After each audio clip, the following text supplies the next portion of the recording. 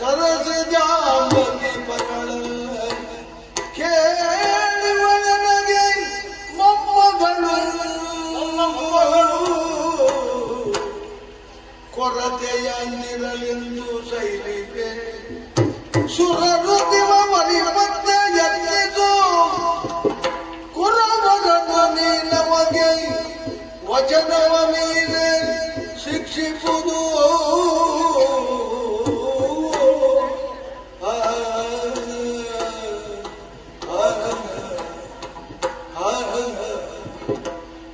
ಕರುಣಾನಿಧಿ ಪುತ್ರವರ ಪ್ರವೇಶದಿಂದ ನಾವೆಲ್ಲ ಸಂತೋಷಗೊಂಡರು. ನೀನು ಆಡಿದ ಮಾತುಗಳಿಂದ ನಾವು ನೊಂದುಕೊಂಡವರಾಗಿದ್ದೇವೆ. ನೀನೆಂದಂತೆ ತರುಣಿಯ ವ್ಯಾಮೋಹದಿಂದ ಈಕೆಯನ್ನು ನಾವು ಆಶ್ರಮದಲ್ಲಿ ಇಟ್ಟುಕೊಳ್ಳಲಿಲ್ಲ. ಈಕೆ ನನ್ನ ಮಗಳು, ಶಚಿರೇಖೆಯ ಮಗಳು, ನನ್ನ ಮೊಮ್ಮಗಳು, ಅಂಬೆ ಎಂದು ಇವಳ ಹೆಸರು. ಹಾಗಾದರೆ ಇವಳು ಈ ಆಶ್ರಮದಲ್ಲಿ ಇರುವುದಕ್ಕೆ ಕಾರಣವೇನು? ಬಂದಂತಹ ಭವನೆಯೇನು? ಅಮ್ಮ, ನಿನ್ನ ಪರಮ ಶಿಷ್ಯನಾದ ಆ ಭೀಷ್ಮ ಇವರ ಸ್ವಯಂವರ ಮಂಟಪವನ್ನ ಪ್ರವೇಶಿಸಿ ಪಣವನ್ನ ಮುರಿದು ಇವರನ್ನ ಕರೆದುಕೊಂಡು ಹೋಗಿ ತಂಗಿಯರಿಬ್ಬರನ್ನು ತನ್ನ ತಮ್ಮನಿಗೆ ಮದುವೆ ಮಾಡಿದ. ಈಕೆಯನ್ನು ವರಿಸುವಂತೆ ಮಾಡು. ಒಂದು ವೇಳೆ ವಚನ ಮೀರಿದರೆ ಏನು ಮಾಡಬೇಕೆಂದು ನಿನ್ನಿಚ್ಛೆಗೆ ಬಿಟ್ಟದ್ದು. ಚಿಂತಿಸಬೇಡ, ಚಿಂತಿಸಬೇಡ. ಆಗಲಿ. ಯಾಕೆ ಈ ವಿಚಾರದಲ್ಲಿ ಸರಿಯಾದ ರೀತಿಯಲ್ಲಿ ನ್ಯಾಯವನ್ನ ತೀರ್ಮಾನಿಸುವಂತಹ ಭರವಸೆ ನಮಗಿದೆ. ಯಾಕೆ ಬಲ್ಲೆಯಾ? ಬಲವಿಲ್ಲ ಶಿಷ್ಯನಿಗೆ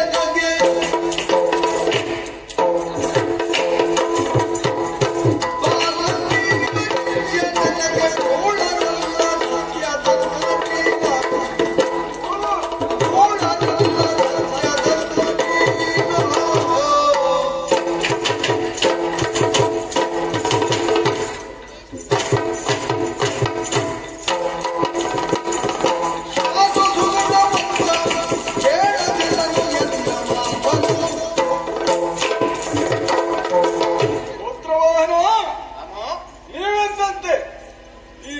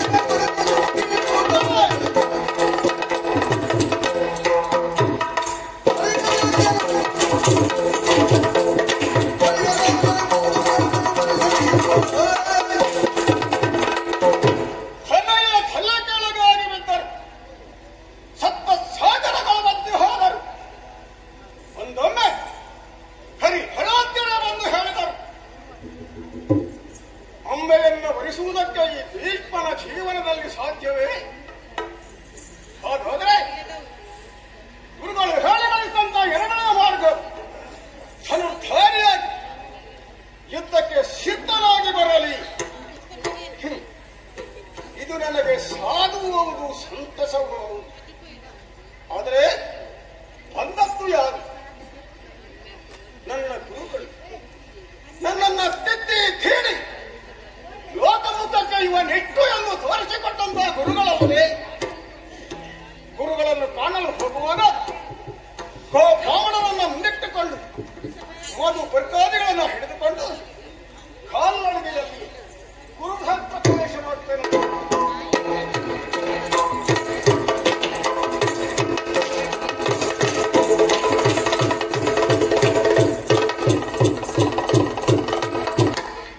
ಪರಮಋಷಿ ಮಂಡಲದ ಮಧ್ಯಾಹ್ನ ಮೆರವ ಯಜ್ಞೇಶ್ವರನ ಪ್ರಭೆಯಲ್ಲಿ ವರಜಟ ಮಂಡಲದಿ ಶೋಭೀಪ ಭಾರ್ಗವೇಶ್ವರನ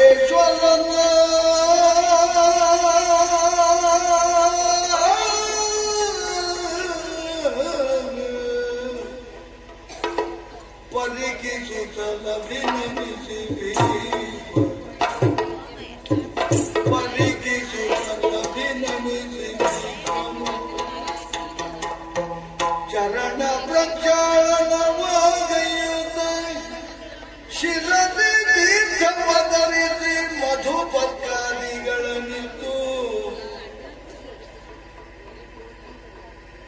ವರರಚನಮಯ ಪೀಠವೀ ವರರಚನಮಯ ಪೀಠವೀ ಕರವಿಡಿದು ಕೊಳ್ಳಿರಿದೆ ಧೈರ್ಯದಿ ಶಿರವ ಬಾಗುತ್ತನ ಗುರುವೇ ನಮೋ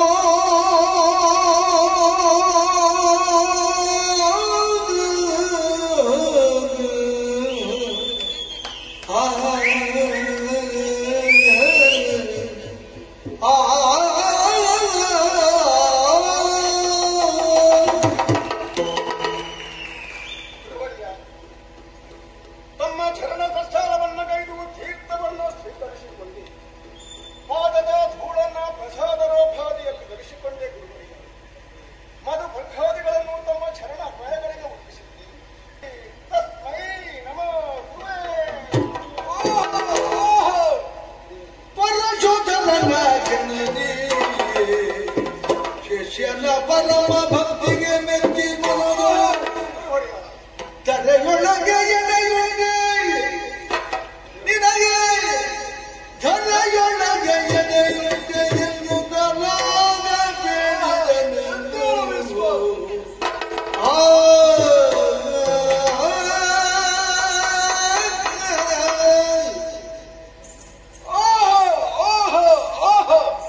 ಶಿಷ್ಯರಿದ್ದರೆ ಇಂಥವರಿರಬೇಕು. ಯಾಕೆ ಈ ಮಾತು? ನಾನೇ ಭೀಷ್ಮನನ್ನ ನನ್ನಲ್ಲಿಗೆ ಬರುವಂತೆ ಹೇಳಿ ಕಳುಹಿಸಿದ್ದೆ. ಬಂದಂತಹ ಬಗೆ ಹೇಗೆ? ದೂರದಲ್ಲಿ ಮಣಿಮಯವಾದಂತಹ ಬಂಗಾರದ ರಥದಿಂದ ಬರುತ್ತಾ ಇದ್ದವನು ಭೀಷ್ಮ. ಅಲ್ಲಿಯೇ ನನ್ನನ್ನ ನೋಡಿದಂತಹ ಅವನು ಆ ರಥವನ್ನ ಅಲ್ಲಿಯೇ ನಿಲ್ಲಿಸಿ ಬರಿಗಾಲಿನಿಂದ ನಡೆದುಕೊಂಡು ಬಂದಿದ್ದಾನೆ. ಒಬ್ಬನೇ ಬಂದಿದ್ದಾನೋ? ಇಲ್ಲ, ಸುಮಂಗಲೆಯರನ್ನ, ಸುಗಂಧ ದ್ರವ್ಯವನ್ನ, ಬ್ರಾಹ್ಮಣರನ್ನ, ಅಷ್ಟು ಮಾತ್ರವಲ್ಲ ಗೋವುಗಳನ್ನ ಮುಂದಿರಿಸಿಕೊಂಡು ಬರುತ್ತಾ ಇದ್ದಾನೆ. ಅಂತಾದರೆ ಈ ಪ್ರಕರಣದಲ್ಲಿ ಭೀಷ್ಮ ನಿರಪರಾಧಿ ಎನ್ನುವುದು ಖಚಿತ. ಯಾಕೆ ಈ ಮಾತು? ಯಾವ ವಿಶ್ವಸ್ಯ ಮಾತರಹ ಗೋವಿಗಿಂತ ಶ್ರೇಷ್ಠವಾದಂತಹ ಜೀವಿ ಮತ್ತೊಂದಿಲ್ಲ. ಯಾಕೆ? ಈ ಜಗತ್ತಿನಲ್ಲಿ ಎಲ್ಲರೂ ಕೂಡ ಒಬ್ಬೊಬ್ಬ ದೇವತೆಗಳನ್ನ ಪೂಜಿಸುತ್ತಾರೆ, ಆರಾಧಿಸುತ್ತಾರೆ. ಪ್ರಾಣಿಗಳಿಗೆ ದೇವತೆ ಎನಿಸಿಕೊಂಡಿರುವಂತಹ ಶ್ರೇಷ್ಠ ಜೀವಿ ಇದ್ದರೆ ಅದು ಗೋವು ಮಾತ್ರ. ಅಂತಹ ಗೋವನ್ನ ಮುಂದಿರಿಸಿಕೊಂಡು ಬರುತ್ತಾ ಇದ್ದಾನೆ ಭೀಷ್ಮ ಅನ್ನುವಲ್ಲಿಗೆ ಅವನು ನಿರಪರಾಧಿ ಎನ್ನುವುದು ನನಗೆ ಗೊತ್ತಾಗಿದೆ. ಆದರೆ ಸೇರಿದಂತಹ ಎಲ್ಲರೂ ಭೀಷ್ಮನನ್ನ ತಪ್ಪಿತಸ್ಥನ ಸ್ಥಾನದಲ್ಲಿ ನಿಂತು ಏನೇನೋ ಮಾತನಾಡಿಕೊಳ್ಳುತ್ತಾ ಇದ್ದಾರೆ. ಆ ಕಾರಣವಾಗಿ ಭೀಷ್ಮನು ಎಷ್ಟರ ಮಟ್ಟಿಗೆ ಧರ್ಮಿಷ್ಠ, ಅವನ ಸತ್ಯದ ಧರ್ಮದ ನಡೆಯೇನು ಎಂಬುದನ್ನ ತೋರಿಸಿಕೊಡಲೇ ನಾನು ಬಂದಿದ್ದೇನೆ. ನೋಡೋಣ, ಭೀಷ್ಮನಲ್ಲಿಯೇ ಮಾತನಾಡುತ್ತೇನೆ. ಭೀಷ್ಮ, ಶಿಷ್ಯರಿದ್ದರೆ ನಿನ್ನಂತವರಿರಬೇಕು. ಯಾಕೆ ಯಾಕೆ? ಗುರುವಿನ ಮೇಲಿರುವಂತಹ ಶ್ರದ್ಧೆ, ಭಕ್ತಿ, ವಾತ್ಸಲ್ಯ, ಭಯ ಇವೆಲ್ಲವನ್ನ ನಿನ್ನಿಂದ ನೋಡಿ ಕಲಿಯಬೇಕು. ಕಲಿಯುವಂಥದ್ದೇ. ಆದರೂ ಏಕೆ ಮಾಡಿದ ಭೀಷ್ಮ? ಎತ್ತರಿಸಿದ ಭೀಷ್ಮ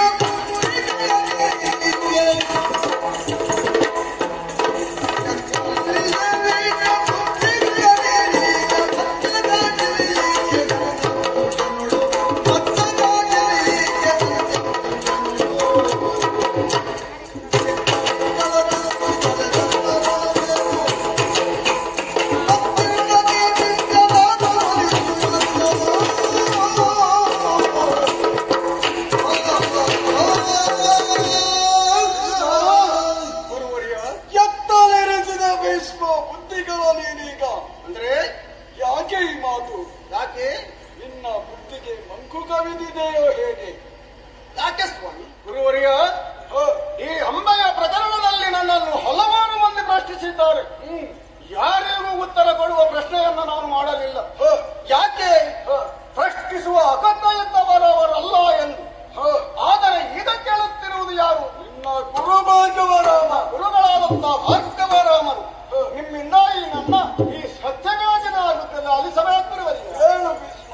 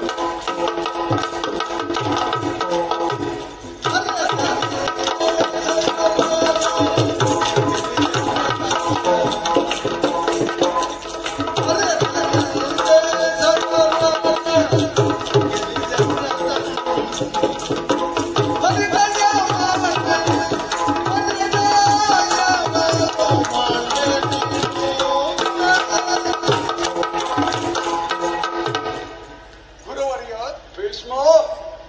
ಕಾಶಿ ಪ್ರತಾಪಸೇನ ತನ್ನ 3 ಮಂದಿ ಮಕ್ಕಳಿಗೆ ಸ್ವಯಂವರವನ್ನು ನಿಶ್ಚಯಿಸಿ ಹಸ್ತಿನಾವತಿ ಛತ್ರಪೀಠಕ್ಕೆ ಆಮಂತ್ರಣ ಕೊಡದೇ ಇರುವ ಕಾರಣ ನನ್ನ ಪ್ರವೇಶ ಅಲ್ಲಿಗೆ ಆದದ್ದು ಸತ್ಯ. ಪಣಕ್ಕೆ ಕಾರಣೀಭೂತರಾದಂತ ಕರುಣಿಯರನ್ನು ಮೊದಲು ರಥ ಏರಿಸಿಕೊಂಡವರು ನಾನು. ಆಮೇಲೆ ಧರಾಧಿಪರಿಗೆ ಪಂಥಾವನವನ್ನು ಕೊಟ್ಟಿದ್ದೇನೆ. ಯಾರು ಮುಂದುವರಿಯದ ಕಾರಣ ಸ್ವಲ್ಪ ಕಿರಿಕಿರಿ ಮಾಡಿದ ಸಾಲ್ವ ಏಟು ತಿಂದು ತೆರಳಿದ. ಆಮೇಲೆ ತರನ್ನ ಕರೆತಂದು ತಮ್ಮನನ್ನು ಒಲಿಸಬೇಕು ಎಂದು ಕೇಳಿಕೊಂಡೆ. ಇಬ್ಬರು ಒಪ್ಪಿದಳು. ಈಕೆ ಸಾಲ್ವನ ಪ್ರಕರಣವನ್ನ ಹೇಳಿದಳು.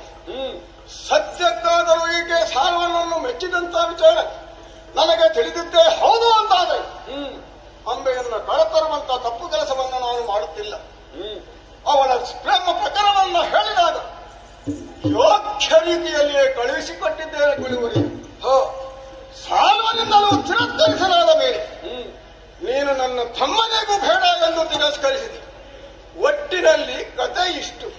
ಹಾಗೆ ನನ್ನ ತಮ್ಮನಿಗಾಗಿ ಅವನನ್ನ ಕರೆತಂದದ್ದು ಇದು ನಿಜ ಗುರುವರಿಗೆ. ಭೀಷ್ಮ, ಹಾಗಾದ್ರೆ ನೀನು ಅವರನ್ನ ಕರೆತಂದದ್ದು ನನ್ನ ತಮ್ಮನಿಗಾಗಿ. ನಿನ್ನ ತಮ್ಮನಿಗಾಗಿಯೋ?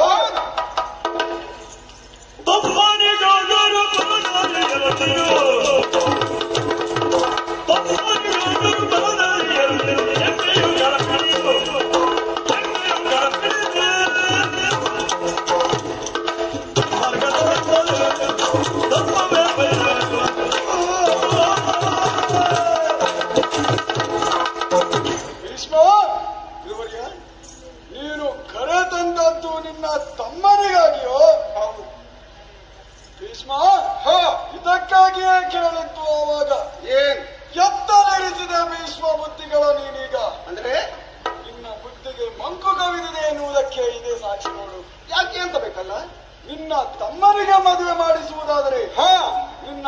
ತಮ್ಮನೇ ಅಲ್ಲಿಗೆ ಹೋಗಿ ಪಣದಲ್ಲಿ ಭಾಗವಹಿಸಿ ಪಣದಲ್ಲಿ ಗೆದ್ದು ಆ ಕನ್ಯೆಯರನ್ನ ಕರೆ ತರಬಹುದಿತ್ತು. ಆ ಕೆಲಸವನ್ನು ನಿನಗೆ ಮಾಡಿಸಬಹುದಿತ್ತಲ್ವೇ? ಅದು ಆಗುವುದಿಲ್ಲ ಗುರುವರಿಯ. ಯಾಕೆ? ಹಸ್ತಿನಾವತಿ ಸಿಂಹಾಸನಕ್ಕೆ ಆಮಂತ್ರಣ ಇಲ್ಲದಾಗ ಅರಸನಾದವನು ಹೋಗಬಾರದು, ಹೋಗಲಾರ. ಹಸ್ತಿನಾವತಿಯ ಚಕ್ರವರ್ತಿ ಪೀಠದ ರಕ್ಷಕರ್ತ ಈ ಭೀಷ್ಮ ನಾನೇ ಹೋಗಿದ್ದೇನೆ, ನಾನೇ ಕರೆ ತಂದಿದ್ದೇನೆ. ಅದರಲ್ಲಿ ತಪ್ಪೇನು ಗುರುವರಿಯ? ಭೀಷ್ಮ, ನೀನು ಅಲ್ಲಿಯವರೆಗೆ ಹೋಗಿ ಆ ಕನ್ಯೆಯರನ್ನ ನಿನ್ನ ರಥವನ್ನ ಏರಿಸಿ ಕರೆ ತಂದದ್ದು ನಿನ್ನ ಅಹಂಕಾರಕ್ಕೆ ಹೇತುವಾಯಿತು. ಓಹೋ, ಕಾಶಿ ದೇಶದ ಪ್ರತಾಪಸೇನನಿಂದ ನಿಮ್ಮ ಸಿಂಹಪೀಠಕ್ಕೆ ಅವಮಾನವಾಗಿದೆ ಅಂತಾದರೆ ಹೌದು, ಅವನಿಗೆ ತಕ್ಕ ಪಾಠವನ್ನ ನೀವು ಕಲಿಸಬೇಕಾಗಿತ್ತು. ಅದನ್ನ ಬಿಟ್ಟು ಪೂರ್ವಾಪರಗಳನ್ನ ಯೋಚಿಸದೆ ಆ 3 ಕನ್ಯೆಯರನ್ನ ಕರೆ ತಂದೆಯಲ್ಲ. ಓಹೋ, ಅವರನ್ನ ಕರೆ ತಂದ ಮೇಲೆ ನಿನ್ನ ತಮ್ಮನಿಗೆ ಮದುವೆ ಮಾಡಿಸುವುದು ಅಂತಾದರೆ, ಮುಂದೆ ಅವರು ಒಪ್ಪಲಿಲ್ಲ ಅಂತಾದರೆ ಮುಂದಿನ ಕಥೆಯೇನು ಎಂಬುದನ್ನ ನೀನು ಮೊದಲೇ ಯೋಚಿಸಬೇಕಾಗಿತ್ತು. ಓಹೋ, ಆದರೆ ನೀನು ಆ ಕೆಲಸವನ್ನ ಮಾಡಲಿಲ್ಲ. ಈಗ ಆಕೆಯನ್ನ ಒಮ್ಮೆ ನೋಡು. ಏನು ಉಟ್ಟ ಬಟ್ಟೆಯನ್ನ ಬಿಚ್ಚಿದರೆ ಉಡಲು ಬೇರೊಂದು ಬಟ್ಟೆ ಇಲ್ಲ. ಯಾರು ಪರಿಗ್ರಹಿಸದ ಸ್ಥಿತಿಗೆ ಆಕೆಯನ್ನ ತಂದು ಮುಟ್ಟಿಸಿದ್ದೀಯ ಭೀಷ್ಮ. ಓಹೋ, ಈಗ ನೀನು ಏನು ಮಾಡಬೇಕು ತಿಳಿದಿದೆ? ಏನು? ನೀನೇ ಅವಳನ್ನ ಮದುವೆ ಆಗಬೇಕು. ಗುರುವರಿಯ, ನನ್ನ ಬಗ್ಗೆ ಏನೋ ತಿಳಿ ಹಾಗೆ ಮಾತನಾಡುತ್ತಿದ್ದೀರಲ್ವಾ? ಯಾಕೆ? ತಂದೆ ಬೋಧ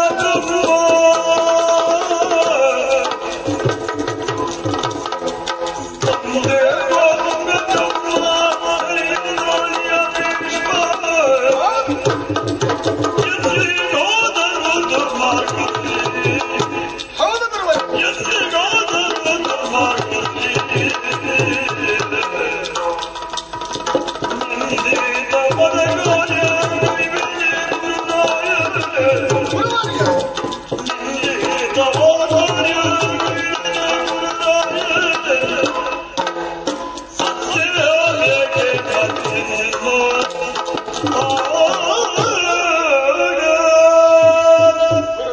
ಭೀಷ್ಮ, ಈ ಭೀಷ್ಮನ ಬಗ್ಗೆ ಏನೂ ತಿಳಿಯದ ಹಾಗೆ ಮಾತನಾಡುತ್ತಾ ಇದ್ದೀನಿ. ಯಾಕೆ? ನಿಮ್ಮ ಬಳಿಯಲ್ಲಿ ವಿದ್ಯಾಭ್ಯಾಸವನ್ನ ಮಾಡುವ ಕಾಲದಲ್ಲಿ ದೇವರತನಾಗಿದ್ದಂತ ನಾನು ಭೀಷ್ಮ ಎಂಬ ಅಜೇಯವಾದ ಹೆಸರನ್ನು ಗಳಿಸಿದ ಕೀರ್ತಿ ನಿಮ್ಮ ಗಮನಕ್ಕೆ ಬಾರದೆ ಇರುವುದಕ್ಕೆ ಸಾಧ್ಯ ಇಲ್ಲ. ಆದರೂ ಹೇಳುತ್ತೇನೆ ಕೇಳಿ. ಹೇಳು.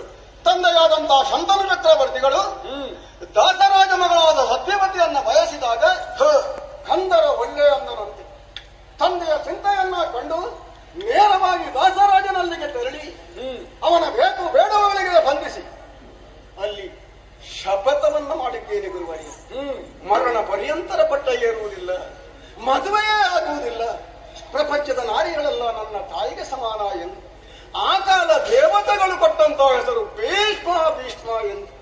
ಇದಕ್ಕೆ ಸುರ ನರ ಕಿನ್ನರ ಕಿಂಪುರುಷ ಗರುಡ ಗಂಧರ್ವಾದಿಗಳು ಸಾಕ್ಷಿಯಾಗಿಯೂ ಇದ್ದಾರೆ.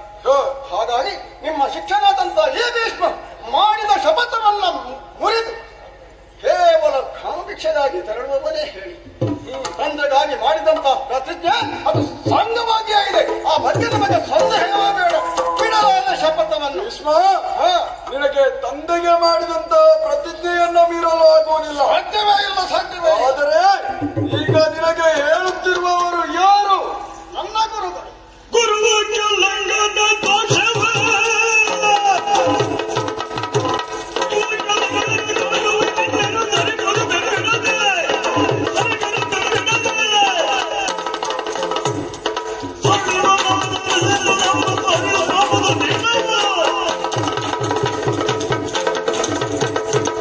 ಭೀಷ್ಮ, ಏನು?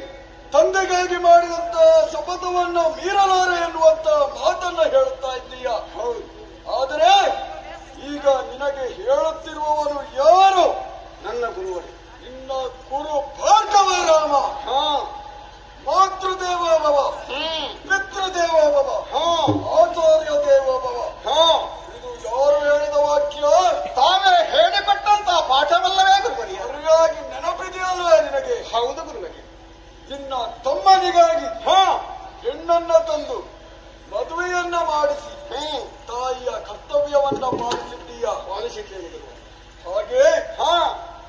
ನಿನಗೆ ಕೊಟ್ಟಂತ ಪ್ರತಿಜ್ಞೆಯನ್ನ ಮೀರುವುದಿಲ್ಲ ಎನ್ನುವ ಮಾತನ್ನ ಹೇಳಿ ಪಿತೃದೇವೋಭವ ಎಂಬುದಕ್ಕೆ ಸರಿಯಾದಂತಹ ಅರ್ಥವನ್ನ ಕಂಡುಕೊಂಡೆ.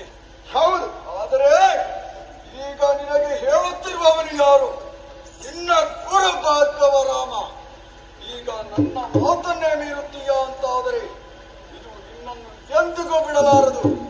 ಆಕೆಯ ಸಂತಾಪದ ಕಣ್ಣೀರು ಧರೆಗೆ ಬಿತ್ತು ಅಂತಾದರೆ ನಿನ್ನ ಸಂಪತ್ತು ಕೀರ್ತಿ ಎಲ್ಲವೂ ಸರ್ವನಾಶವಾದ ಭೀಷ್ಮ. ಏನೋ ನನ್ನನ್ನು ಬೆದರಿಸುವ ತಂತ್ರವಾದದ್ದು.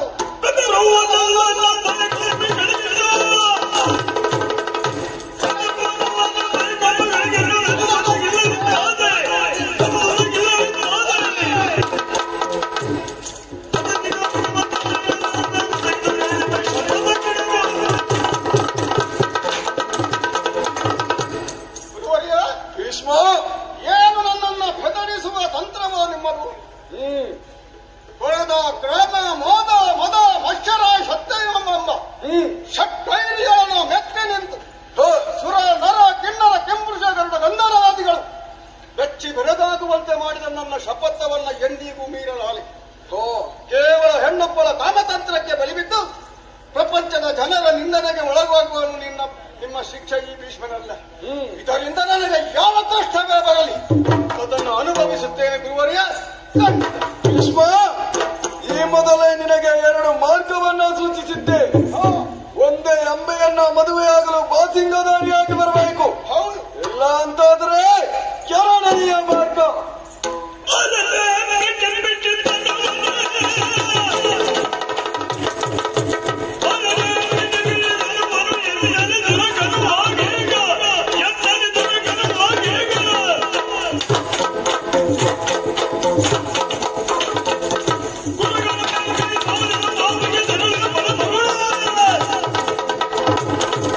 ಭೀಷ್ಮ, ನಿನಗೆ ಮೊದಲೇ 2 ಮಾತನ್ನ ಹೇಳಿ ಕಳುಹಿಸಿದ್ದೆ.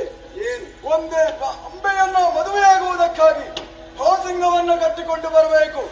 ಇಲ್ಲ ಅಂತಾದರೆ ಈ ಗುರು ಭಾರ್ಗವರಾಮನಲ್ಲಿ ಯುದ್ಧಕ್ಕೆ ಸಿದ್ಧರಾಗಿ ಬರಬೇಕು ಅನ್ನುವುದಾಗಿ ನಿನಗೆ 2ನೇ ಮಾರ್ಗ. ಬಾ ಮುಂದೆ.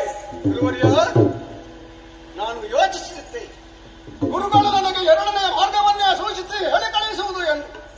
ಅದಕ್ಕೆ ಧನುರ್ ತಾಳಿಯಾಗಿಯೇ ಬಂದಿದ್ದೇನೆ. ಆದರೂ ಏನು? ನನ್ನ ಮಾತೊಂದನ್ನು ಆಲಿಸಬೇಕು. ಹೇಳು. ಗುರುವಿನಿನ್ನೋಳು ಸಮರಗಳಿಗೆ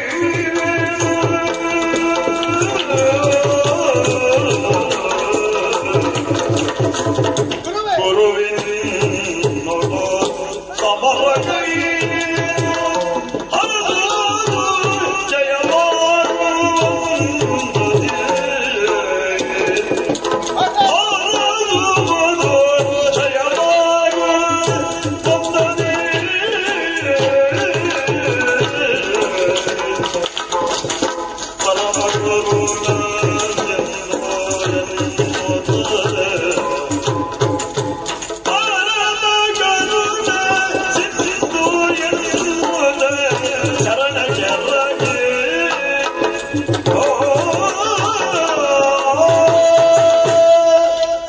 ಗುರುವರ್ಯ, ಅಘಟಿತ ಘಟನೆಗಳೆಲ್ಲ ಜೀವನದಲ್ಲಿ ಆತನನ್ನು ಪ್ರಶ್ನಿಸುವುದಕ್ಕೆ ದೇವರು ಮಾಡುವ ತಂತ್ರ ಎಂದೇ ಭಾವಿಸಿದ್ದೇನೆ. ಅಲ್ಲವಾದರೆ ಅಮ್ಮೆಯ ಪ್ರಕರಣ ತಮ್ಮ ಸಂವಿಧಾನದವರೆಗೆ ಬರುತ್ತದೆ ಎಂದು ನಾನು ಖಂಡಿತವಾಗಿಯೂ ಎಣಿಸಲಿಲ್ಲ. ಈಗ ಗುರುವಿನಲ್ಲಿ ಕಡ ಕಲಿಸಿಕೊಟ್ಟಂತಹ ಗುರುವಿನಲ್ಲಿಯೇ ದುರ. ಇದೊಂದು ಲೋಕಮುಖಕ್ಕೆ ತೋರಿಸಿಕೊಡುವ ಸಂತೋಷವೂ ಹೌದು. ನಿಮ್ಮಲ್ಲಿ ಬೀಳಿಕೊಂಡ ಮೇಲೆ ಈ ಭೀಷ್ಮ ಎಷ್ಟು ತಯಾರಾಗಿದ್ದಾನೆ ಎಂಬುದನ್ನು ಪ್ರಪಂಚಮುಖಕ್ಕೆ ತೋರಿಸುತ್ತೇನೆ. ಆದರೆ ಏನು ಅಲ್ಲ, ನಿಮ್ಮ ಶಿಕ್ಷಣಾದಂತಹ ಈ ಭೀಷ್ಮನಿಗೆ ನಿಮ್ಮಲ್ಲಿ ಮಾಡುವಂತಹ ದುರದಲ್ಲಿ ಜಯ ಆಗಬೇಕಾದ್ರೆ ನನ್ನನ್ನು ಕಲಿಸಬೇಕು ಸ್ವಾಮಿ. ಭೀಷ್ಮ, ಎದ್ದೇಳು. ಭೀಷ್ಮ, ಗುರುವರ್ಯ, ನನ್ನ ನಡುವಿನ ಯುದ್ಧಕ್ಕೆ ನೀನು ನನ್ನ ಮಾತನ್ನ ಮೀರಿ ಮುಂದೆ ಬಂದಾಗಲೇ ಕ್ಷಣ ಮಾತ್ರದಲ್ಲಿ ನಿನ್ನನ್ನು ಸುಟ್ಟು ಭಸ್ಮ ಮಾಡುತ್ತಾ ಇದ್ದೆ. ಆದರೆ ನಿನ್ನ ಗುರುವಿನ ಮೇಲಿರುವಂತಹ ಭಕ್ತಿ ಶ್ರದ್ಧೆ ಎನ್ನುವುದನ್ನ ಮಗದೊಮ್ಮೆ ತೋರ್ಪಡಿಸಿದ್ದೀಯ. ಹೌದು ಗುರುವರ್ಯ. ಯುದ್ಧಕ್ಕೆ ನನ್ನಲ್ಲಿ ಅಪ್ಪಣೆಯನ್ನು ಕೇಳುತ್ತಾ ಇದ್ದೀಯ. ಅಷ್ಟು ಮಾತ್ರವಲ್ಲ, ಆಶೀರ್ವಾದವನ್ನು ಕೂಡ ಬಯಸುತ್ತಾ ಇದ್ದೀಯ. ಕೇಳುವುದೇ ಸತ್ಯವಲ್ಲವೇ? ಗುರುವಿನಲ್ಲಿ ಆಶೀರ್ವಾದವನ್ನ ಪಡೆದೆ ಶಿಕ್ಷಣಾದವನು ಯಾವ ಕಾರ್ಯವನ್ನು ಮಾಡುವುದಕ್ಕೆ ಸಾಧ್ಯವೇ?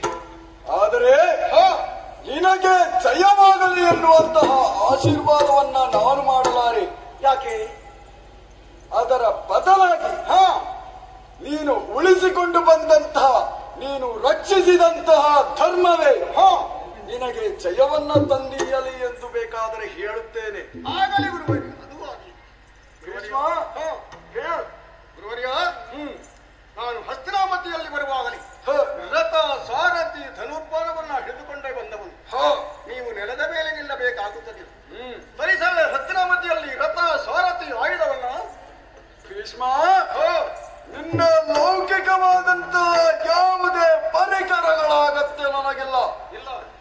ಈ ಭೂಮಿಯೇ ನನ್ನ ರಥ, ಸೂರ್ಯ ಚಂದ್ರರೇ ನನ್ನ ರಥದ ಗಾಲಿಗಳು, ಚತುರ್ವೇದಗಳೇ ನನ್ನ ರಥದ ಅಶ್ವಗಳು, ವಾಯುವೇ ಸಾರಥಿ, ಕೂಡಿದಂತಹ ಓಂಕಾರವೇ ನನ್ನ ಕವಚ, ಹಿಡಿದಿರುವ ಈ ಪರಸುವೆ ಆಯುಧ. ಭೀಷ್ಮ, ಎದುರಾಗು.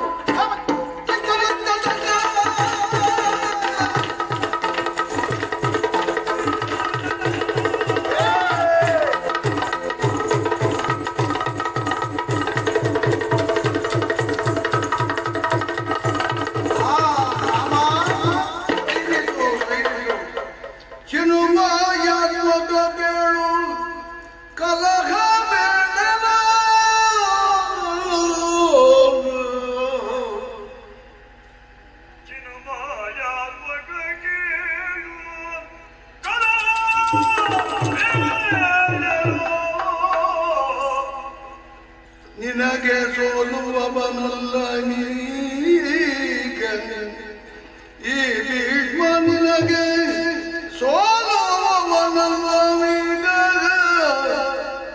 ಎಂದಾಗ ಅಂಬರವಾಣಿ ಗೋರ್ಮರೆಯಲು ಕುಂದಿ ಮೌನವ ತಾಳಿ ರಾಮ ತಂದು ಸೈರಣೆಯನ್ನು ಹರೋಜಲಿ ಸುರ ನದಿ ನಂದನನು ಕರೆದೆನುಂದ.